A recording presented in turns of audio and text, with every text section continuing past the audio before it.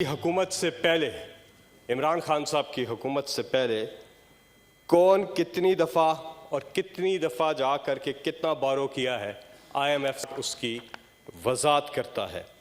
बिलखसूस peoples party और PMLN दोनों मिल के इससे पहले 14 दफ़ा IMF के पास जा चुके हैं। टोटल जो हुजम है IMF से कर्ज़ों का, उसका 82% सिर्फ इन दो पार्टीज ने लिया है। 82%। ये पिछले सारे अदवार का मिलाकर इन दोनों का 82% हुजम निकलता है। ये आपके सामने फैक्ट्स एंड फिगर्स हैं, तो ये कौम को गुमराह ना करें। और ये जो फाइनेंस बिल है, ये पता नहीं कितने अरब की बात कर रहे हैं। ये बात सच है कि IMF ने कहा कि 700 अरब रुपए का टैक्स लगाया जाए, लेकिन इमरान खान नहीं माने। उन्होंने कहा 350 अरब। अब जो 342 अरब हैं, उनमें से भी सिर्फ 71 अरब ऐसा है जो रिफंडेबल नहीं है। बाकी तो उसकी मद में आता ही नहीं है। वो या एडजस्टेबल है या विद इन 7 डेज वो रिफंडेबल है। और उसका और लग्जरी आइटम्स पर है, और सिर्फ 2 अरब ऐसा है जो कि बाकी चीज़ों पे है। उससे गरीब पे कोई असर नहीं पड़ेगा। बल्कि एक जो अच्छी चीज़ हो रही है, जो नुक्ता कोई उठा नहीं रहा, वो ये है कि इससे हमारी इकॉनमी जो है डॉक्यूमेंटेड इकॉनमी हो जाएगी और गरीब को फायदा होगा। अमीर से टैक्स लेकर रेवेन्यू कलेक्शन बढ़ाकर ये हुकूमत गरीबों पे लगाएगी, तो उससे गरीब को फायदा होगा। ये जो ये जो इक़दामात जो हैं वो किए जा रहे हैं। स्टेक्स पे टैक्स लग रहा है, स्टेक्स ना खाएं। स्टेक्स जो अमीर तरीन लोग खाते हैं ना, गरीब तो स्टेक नहीं खाता। इसी तरह बाकी आइटम्स हैं, मुझे नहीं पता, एजाज चौधरी साहब को डिटेल पता होगी कि वो कौन कौन से आइटम्स हैं। 2018 कहां था पाकिस्तान, ये देखना बहुत जरूरी है। सारे इदारे खसारे में छोड़ के गई, मुल्क को दिवालिया करके गई PMLN और पीपल्स पार्टी की हुकूमत। वो जो 10 साल थे जिसे हम चार्टर ऑफ करप्शन कहते हैं, मुल्की कर्जा 6,000 अरब से लेकर 30,000 अरब पे लेके गए। 1947 में पाकिस्तान बनता है, 1947 से लेकर 2008 तक का कर्जा सिर्फ 6,000 अरब। 2008 से लेकर 2018 तक का कर्जा 24,000 अरब रुपया, तो 30,000 अरब पे ये लेके गए। करंट अकाउंट खसारा जिसकी बड़ी तकारीर में बात हुई 20 अरब डॉलर था 2018 में। रेवेन्यू कलेक्शन निचली सतह पे थी, एक्सपोर्ट्स में जीरो ग्रोथ थी, किसान भरपूर बदहाली का शिकार था, IT के शोबे को भरपूर तरीके से नजरअंदाज किया गया था। और ये पिछले जो 10 साल जिसमें मुल्क का कबाड़ा किया गया है, हुक्मरानों ने सरकारी खजाने से अपनी जात के ऊपर पैसे लगाए हैं। आसिफ अली जरदारी ने कोई 50 दौरे किए हैं दुबई के, नवाज शरीफ कोई 25 दौरे लंदन के गए हैं। बड़े बड़े मल्लात, कैंप ऑफिस, सिक्योरिटी पे खर्चे, बैरून मुल्क दौरे, सरे महल, एवनफील्ड अपार्टमेंट्स। हमारे हालात, गरीब के हालात तो बुरे हुए हैं, इनके हालात अच्छे हुए हैं। इनकी ओमनियां ऊपर गई, इनकी टीटियां ऊपर गई, इनके बैरून मुल्क जदादें ऊपर गई, इनका सरमाया ऊपर गया, इनके कारोबार में तरक्की आई, लेकिन आम आदमी गरीब से गरीब हुआ। ये था कल का पाकिस्तान। आज का पाकिस्तान क्या है?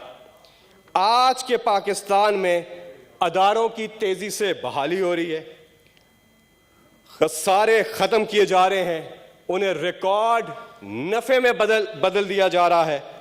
आज हमारी रेवेन्यू कलेक्शन जो है वो अरूज पर है।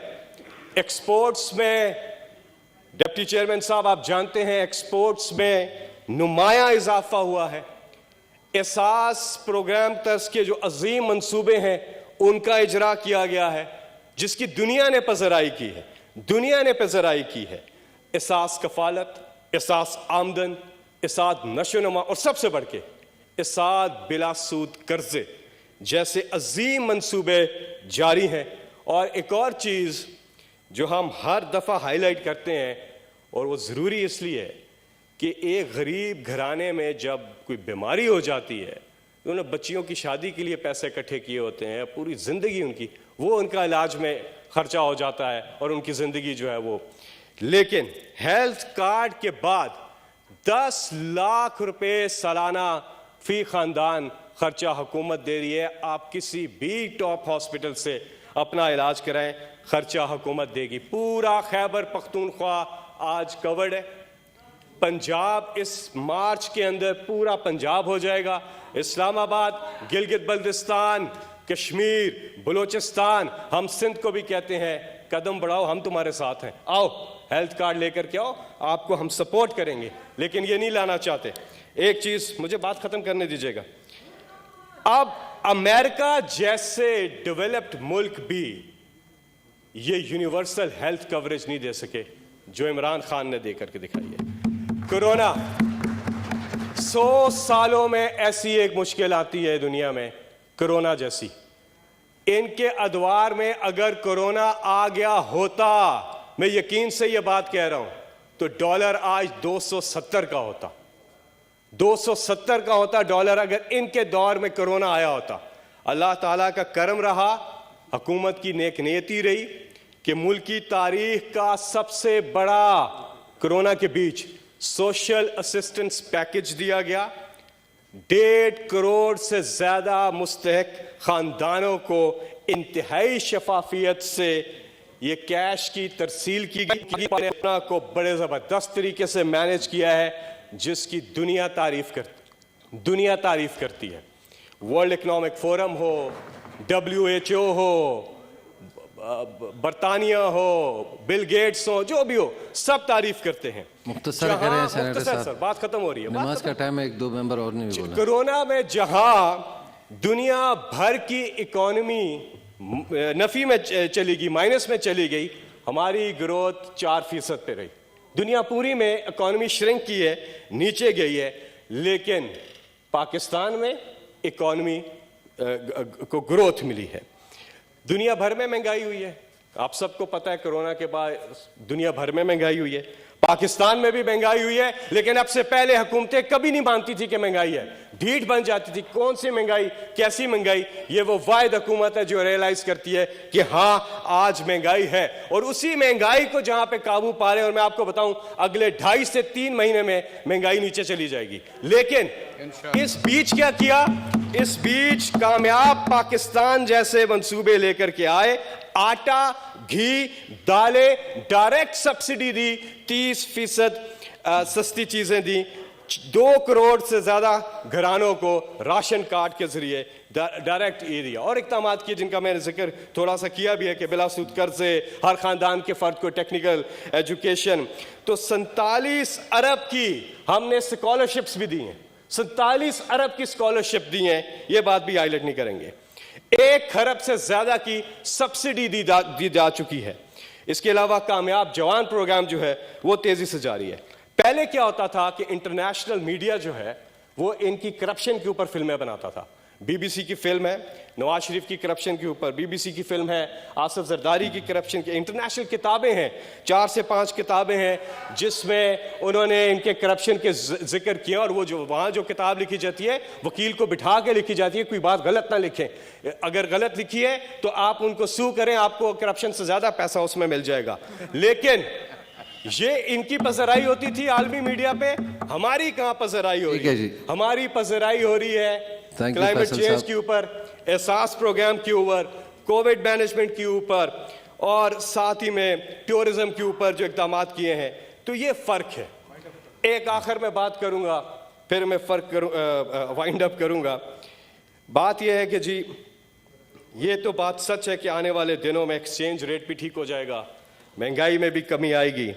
لیکن ہم نے دیکھنا ہے کہ جو لیڈر ہے وزیر اعظم عمران خان, میں چیلنج کرتا ہوں, آپ کو چیلنج کرتا ہوں کہ بات یہ آپ کہہ سکتے ہیں میرے لیڈر نے نہ بیرون ملک جدادیں بنانی ہے, نہ انہوں نے یہاں کوئی کاروبار کرنا ہے, نہ اپنی ملیں لگانی ہے, نہ ایون فیلڈ اپارٹمنٹس بنانے ہیں, نہ سرے محل بنانے ہیں. انہوں نے جو کرنا ہے اس ملک کے لیے کرنا ہے. کیا یہ اپنے لیڈرز کے بارے میں یہ کہہ سکتے ہیں کہ ان کے لیڈرز کی بیرون ملک جدادیں نہیں ہیں؟ یہ اس چیز پہ بات ختم ہو جاتی ہے. باقی اس کو Thank you جی فیصل صاحب. سر میں تھینک یو جی. پلیز نماز کا ٹائم ہونے والا ہے, ایک اور ممبر نے بھی بات کرنی ہے. بس میں ایک شعر سے اپنی بات ختم کروں گا. عرش والے میری توقیر سلامت رکھنا, یہ عمران خان کے لیے شاعر نے کہا. عرش والے میری توقیر سلامت رکھنا, فرش کے سارے خداؤں سے الجھ بیٹھا ہوں.